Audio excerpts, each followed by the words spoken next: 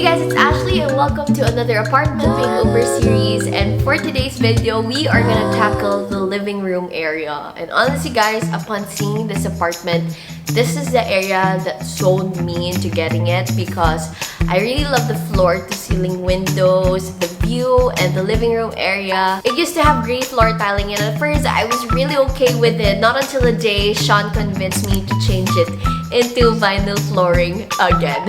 If you're an old subscriber, actually we did this DIY makeover already in my last condo, and I have no regrets at all na I listened to him because honestly guys, super mahal magpa-change ng tiles to wood flooring. Nagpa-estimate ako sa hardware store and it would cost about 47,000 to fill up the kitchen area and the living area. And installation or labor and materials yun.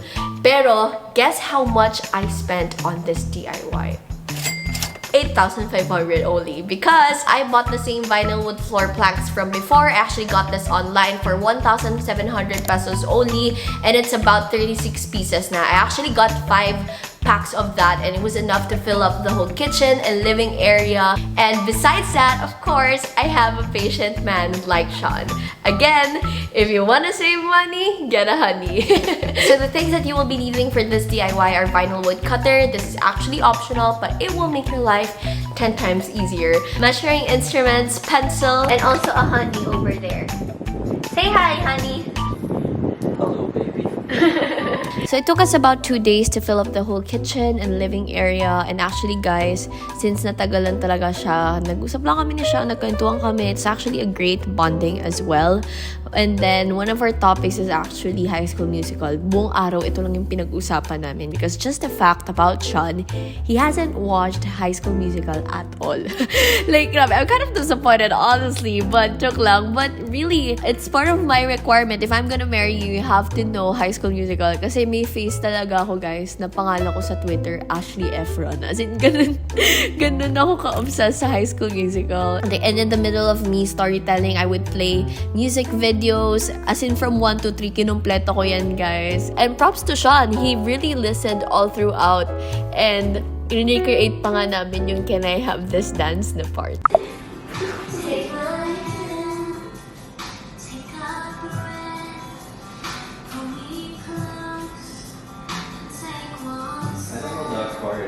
Good night.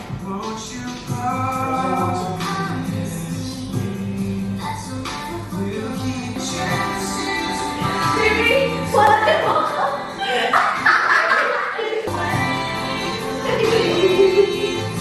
Ikaw, boy! Oy, paano na parang? Jump!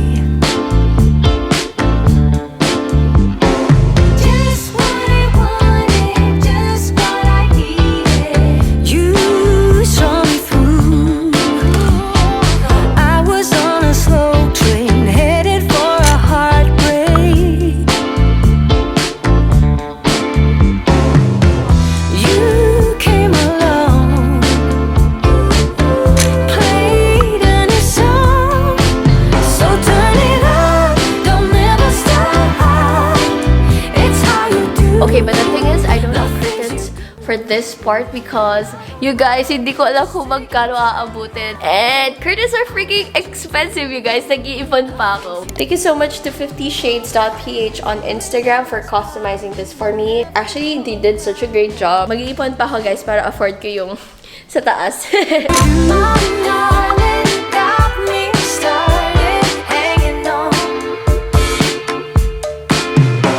So excited.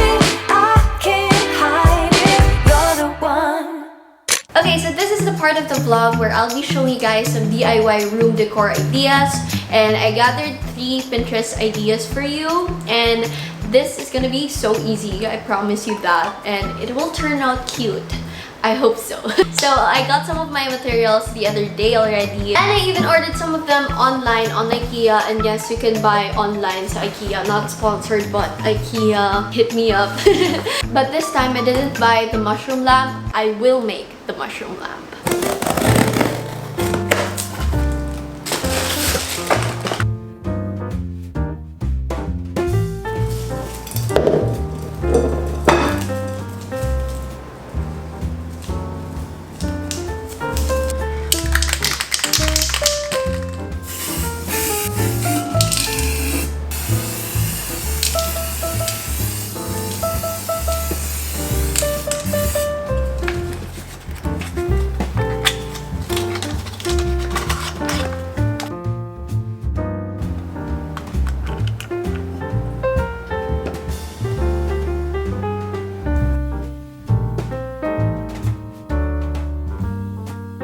Okay, so for DIY number 2, you guys know those like wiggly and trendy candles that you see online. I am going to make those from this.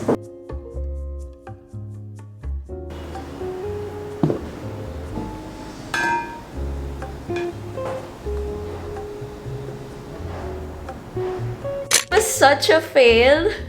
Look at this. And grabe, sobrang hirap. Pumunta pa ako ng mall. Oops! Okay, that even fell. Pumunta pa ako ng mall to get more candles. But it turns out I really can't do this DIY. So, let's just move on to the other one. Okay, so for the next DIY idea, I'm going to use a mirror. You can use any mirror that you have. But for this one, I'm just using this one that I got from Miniso. It's only for 119 pesos. And I also got clay and mighty bond for this. We're gonna do a blob mirror.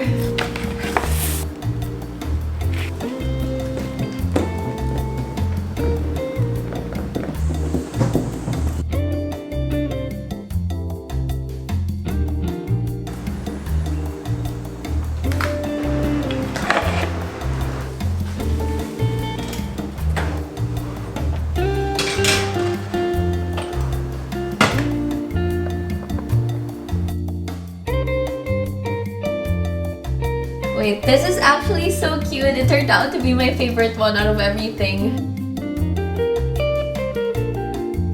Okay, so my coffee table is finally here. Actually, you guys saw this na sa mga past vlogs.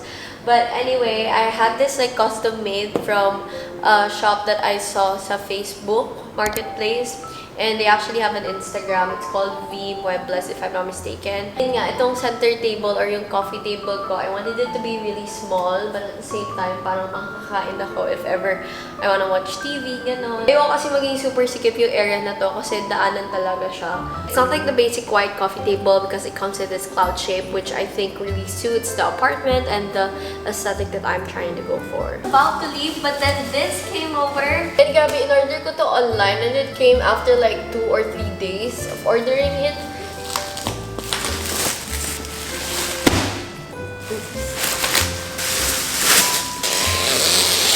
Wow! It's nice.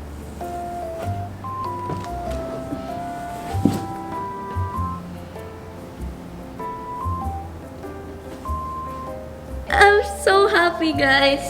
So this is how the carpet looks like. May nakita ko, binibenta siya from Switzerland. Ganito yung parang design ng carpet. And it was around 100,000 pesos. And no way I'm gonna buy 100,000 pesos na carpet. Like, it's not worth it. So, I'm so happy that I found this on Lazada. It was around 5K lang, which is really affordable kasi yung isa kong IKEA na carpet, medyo hindi ko nagusto yung itsura ng carpet ko na yun kasi nagmukha siyang madumi. Like, even if pinalinis ko na siya, like yung special type of linis, medyo hindi na bumabalik talaga sa real color niya. So, I even got this one. I didn't even expect that it would be this pretty. So, I got more decorations online. This one, naipon na siya since I want to do this part of the vlog para makita nyo lahat. Sometimes I forget na.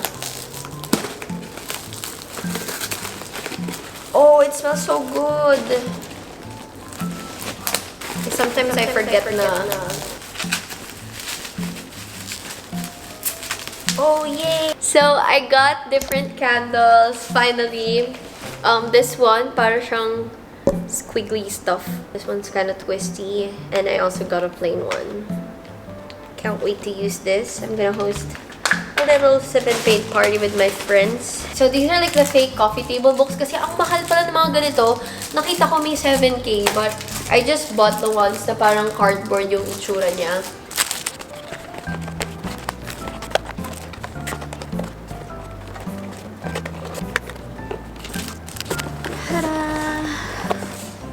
Now, they look like real books. This is totally unrelated, but I got some gummies for my hair, skin, and nails. And napansin ko talaga na naging stronger and healthier yung nails ko. Kasi sobrang addict ako sa nail extensions. And kapag nasanay ka kasi, your nails can get brittle. And ang lala guys, as in, nangyari na sa akin yung kalahati or even buo ng nail ko natanggal. Basta it was so unhealthy. But this helped my nails recover from that. It's not brittle anymore. This is actually my second purchase na. So this one, this is actually my second purchase na again. Honestly, it's so satisfying for me to like have yung mga second purchases kasi ibig sabihin maganda talaga siya na affordable. Yay! Yung clear na version kong ganito guys, nabasag siya. Nice. I just want the plain one because puro ano na ako, yung may color na cases. But speaking of that, at least I have this one. Did I buy 2 of these? I don't know. I forgot. Yep. I bought 2. I don't know why, but siguro pag nag-host ako. Okay, so it's a new day already. Hinihingal ako guys because I'm going up and down sa loft. I'm so excited to show you guys my new lights. Ito yung main light ko. And since high ceiling yung loft na to, it was kind of complicated to change my main lights. Kinailangan ko mag-hire and kumuha ng scaffoldings. Tada! This is what it looks like. Ang cute! Diba? Parang siyang mga little eggs. Like, look at that. I made them unequal. Like, this one's longer because this one lights up like the stairs area and this one yung mismong living area.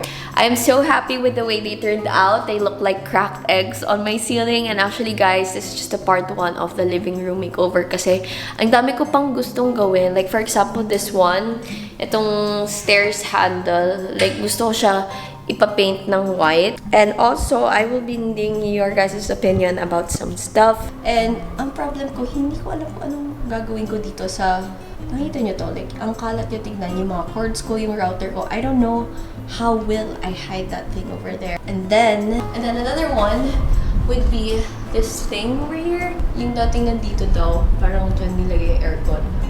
And it looks kind of tacky for me. I don't know why. It ruins the whole thing. I don't know if may wallpaper ba na plain white. Or should I like do something really crazy about it? Like add a texture or anything? Let me know in the comment section below.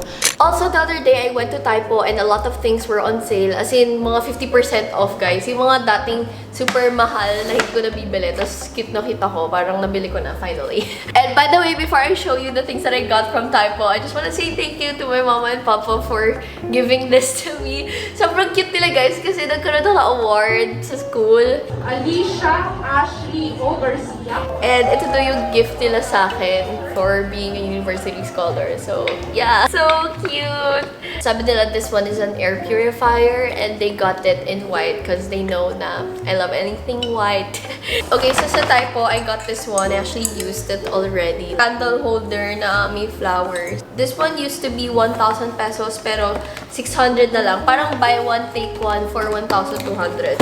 Ta-da! I don't know why I need another pot. Typo on sale just makes me think I need another pot. Like, really, another pot. Cute! Yes! I got this for 600 pesos again.